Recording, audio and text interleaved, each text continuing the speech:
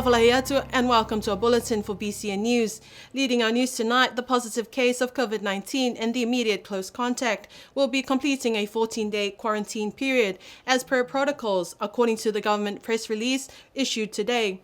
All other passengers received negative COVID test results after day 7 and day 9 testing and have been released from MIQ today. Here's more on that story.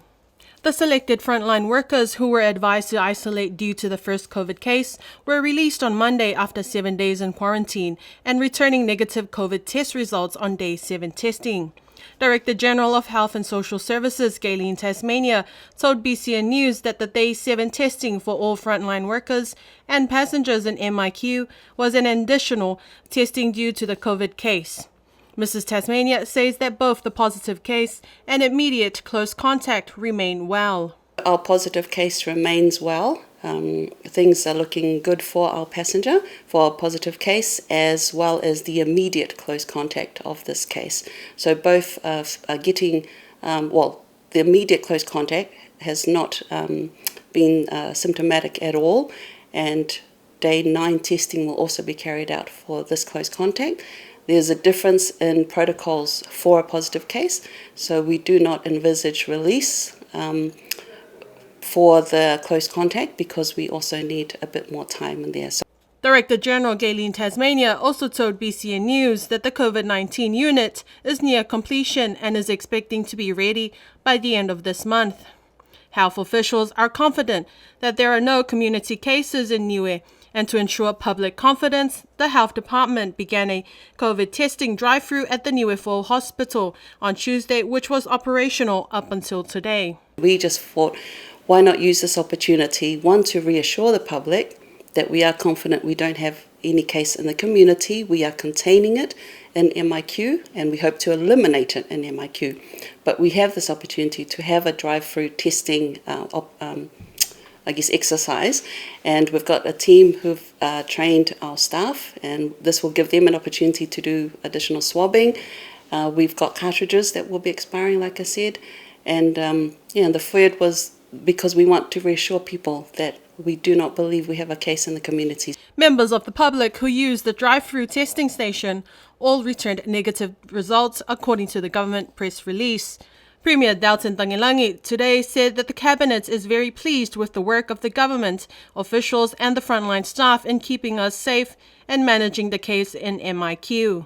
I know everyone's still on edge, and also expecting another group of our own very own people coming back on Monday. And the Cabinet's very proud of the team, the frontline workers, and now they're more uplifting in the sense of they know how to deal with this from the last a few days, and also and it was excellent that we have that team from New Zealand, the 5 nurses and officials up here. They came in this morning. They look very young and smart group of professionals. So very happy with what's going on, and at the moment we are isolating the case, as you know, and the officials are doing a very good job. Premier continues to encourage calm understanding and kindness, especially during this time. At the sitting of the Whanau Kipule yesterday, Common Role Member Honourable Terry Ko tabled the notice of intention to move a motion of no confidence in the Cabinet. Premier Dalton Tangilangi spoke to BCN News earlier today. At yesterday's Whanau Kipule, the Speaker, Honourable Himatake Lesi, accepted and confirmed the names of the 4 members who signed the notice. As stipulated by Article 6 of the Constitution, 4 members of the Legislative Assembly may give notice of their intention to move a vote of no confidence in the Cabinet. The 4 members are Common Role members Honourable Terry Ko, Honourable Olaf Jacobson, the member for Alofi North, Honourable Vainga Tukuitonga, and the member for Makefu Tofua Puletamam. In accordance with the requirements of the Constitution, the Speaker may choose from either the earliest of 5 days from the date or upon receipt of the notice and no later than 10 days.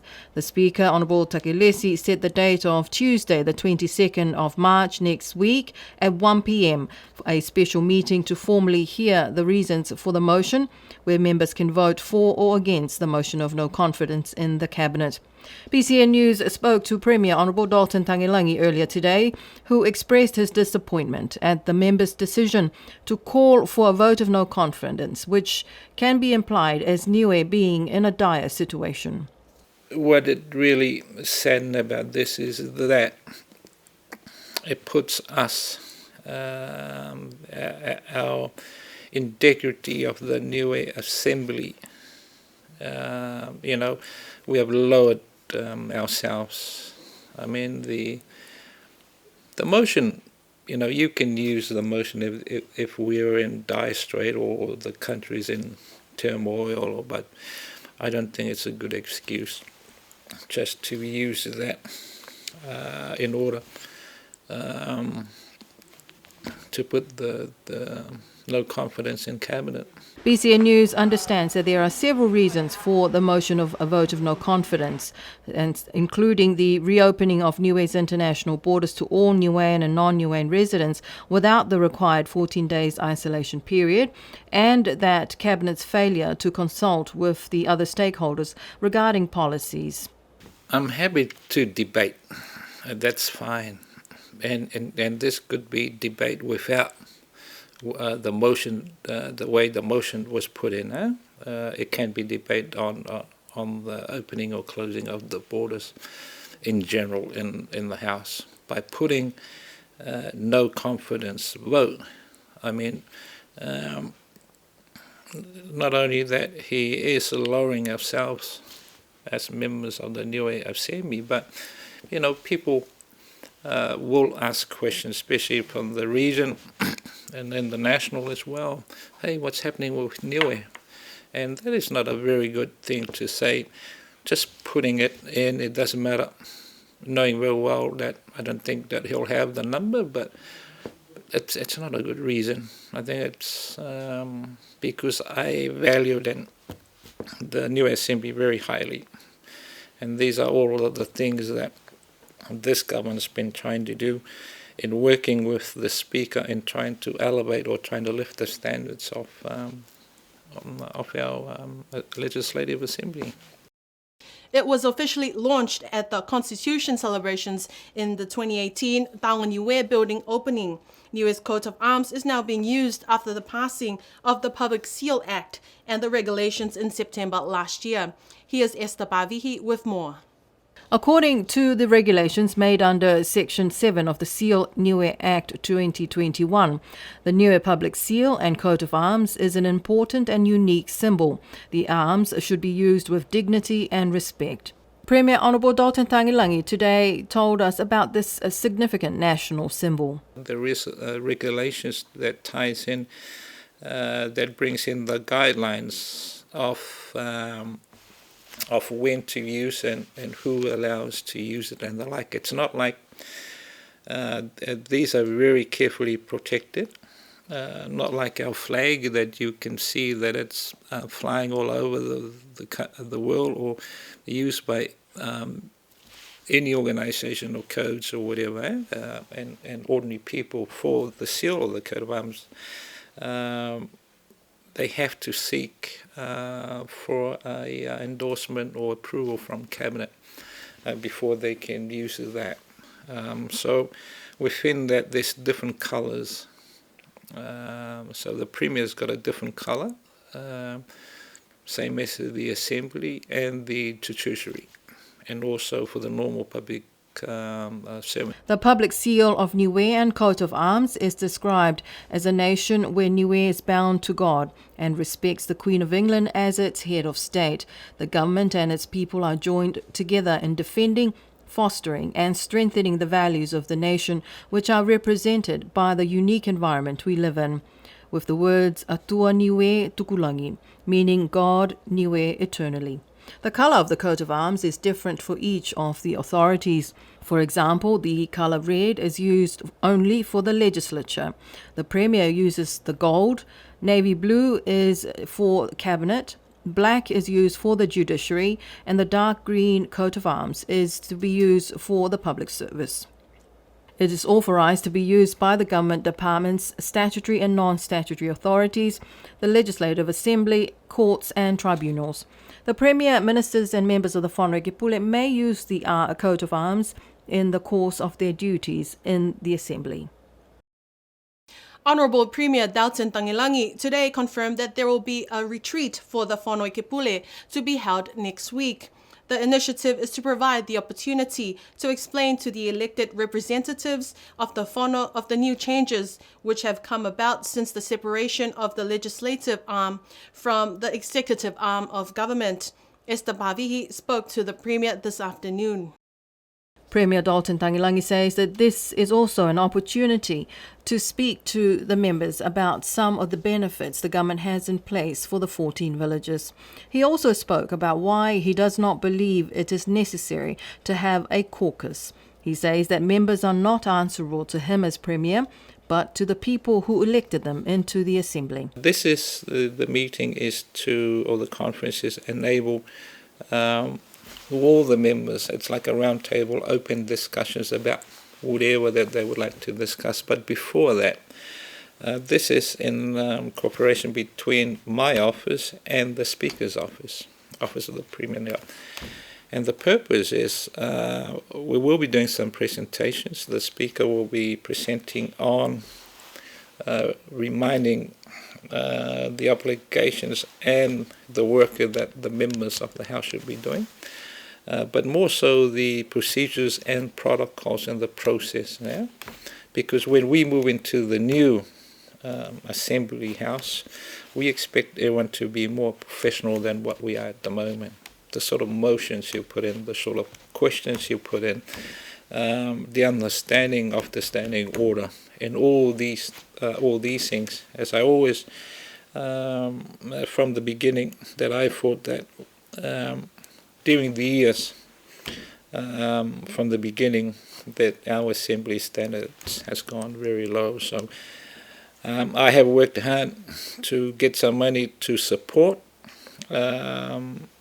Speaker and the legislative arm in order to ensure that all the members are looked after in the way of education of what they need to know for their roles within the Assembly. So that's the important part from the Speaker. Myself, I will be speaking about how the government is seeing ourselves going forward.